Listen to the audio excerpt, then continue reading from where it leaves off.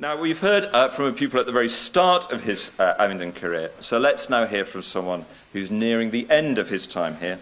So I'm delighted to be able to introduce Jonah.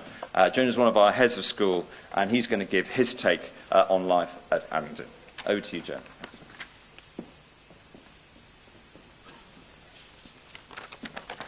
Good morning, ladies and gentlemen. I hope that you're having a fabulous time today and getting a real sense of what it means to be a student here at Abingdon. I've been asked to share with you some of my own experiences, and it would perhaps be remiss of me not to begin with the bread and butter of any school, the academic environment of teaching. Something that becomes immediately apparent here at Abingdon in lessons is that teachers really want to tailor their learning and their teaching for individual students, whether it means learning support, extension reading, encouraging the boys to explore the subject beyond the confines of the syllabus, whatever it may be. And it's fair to say that Abingdon performs exceptionally across the board. There isn't a single weak department to see. And as students, as Mr. Windsor has pointed out, we're exceptionally fortunate to have such incredible facilities around us. When I joined Abingdon in 2012, we studied classics in porter cabins and the sciences in classrooms you would need a pickaxe to remove your books from the waxy layer which formed over the desks during the 50-minute lessons. In the past 4 years, however, we've built an incredible new science centre, equipped breakout spaces to foster independent learning, and project rooms for boys wanting to pursue individual research investigations. We have a newly refurbished humanities block, which I hope you see today, with a sixth form study room, and we're in the process of building a new library and sixth form study centre. And the results of these facilities, they speak for themselves. And the results of the work ethic and the teachers mean that Abingdon turns out an incredible and a reliably fantastic set of GCSE and A-level exam results every year. But I'd like you to ignore these results, at least for the moment. You know that this school performs well, I suspect, and so do other schools. But there are two things that set Abingdon apart, as far as I'm concerned, as far as the students are concerned. And the first one of these, which again Mr. Windsor alluded to, is the very real sense of community.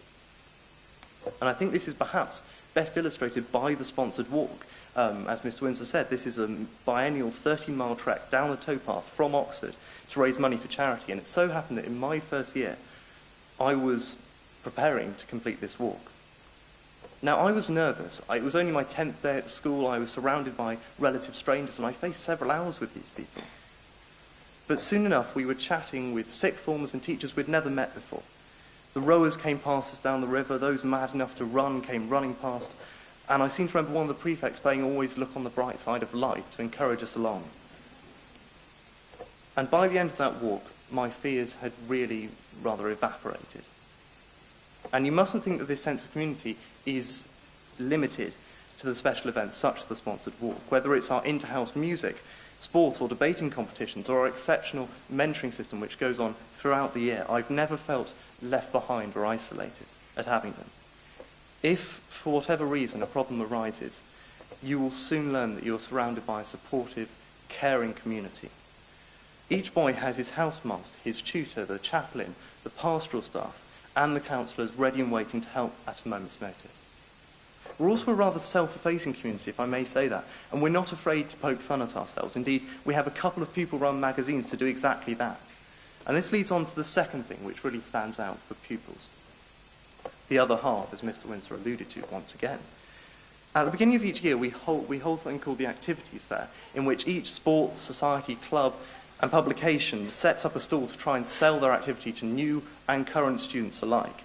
And walking around the fair every year, I'm staggered by the sheer breadth that we have on offer, from code breaking to rock climbing, from water polo to the first orchestra, and from creative writing to rowing.